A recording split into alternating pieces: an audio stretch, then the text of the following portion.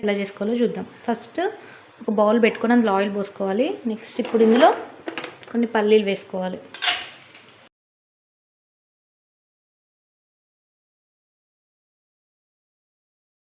జీలకర్ర, కొంచెం ఆవాలు, కట్ చేసి పెట్టుకున్న పచ్చిమిర్చి, ఆనియన్, కొత్తిమీర వేసుకోవాలి.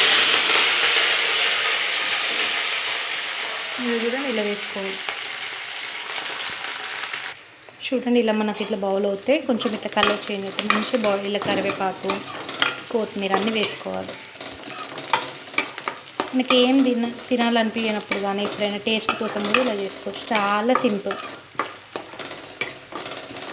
కొంచెం ఇలా కలర్ చేంజ్ కావాలి. ఈ రైస్ కుక్ చేసుకున్న రైస్ మనం ఇందులో కొంచెం మరీ హీట్ వేయొద్దు. కొంచెం అది మనం కూల్ చేసుకోవడానికి ఒక చిన్న ప్లేట్లో వేసుకోవాలి. మనకి ఎంత క్వాంటిటీలో రైస్ కావడానికి ఇది కొంచెం కూల్ అయ్యేలాగా ఇలా పెట్టుకోవాలి. అంటే మనం ఏం యాడ్ చేయొద్దండి, జస్ట్ మనం ఇలా సపరేట్ చేసుకోవాలంతే. ఇది మనకి ఇప్పుడు చూడండి, ఇప్పుడు కొంచెం చేంజ్ అయిన కలర్. ఇప్పుడు ఇందులో కొంచెం లైట్గా పసుపు వేసుకోవాలి. చూడండి, పసుపు వేసుకోవాలి.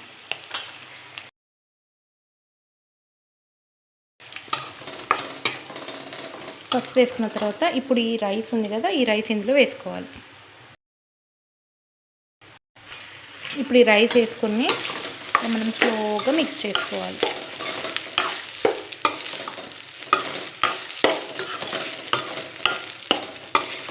చూడండి, ఈ పులిహోర మనకి చాలా అంటే చాలా బాగుంటుంది.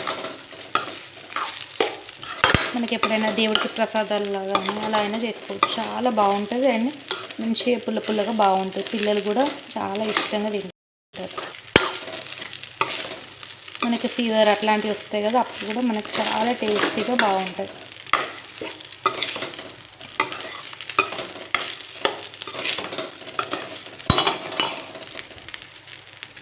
ఇప్పుడు ఇందులో మనకు కొంచెం ఈ లెమన్ వేసుకోవాలి. 1 లెమన్ తీసుకుంటున్నాను నేను. లెమన్ వేసుకోవాలి ఇందులో. మనం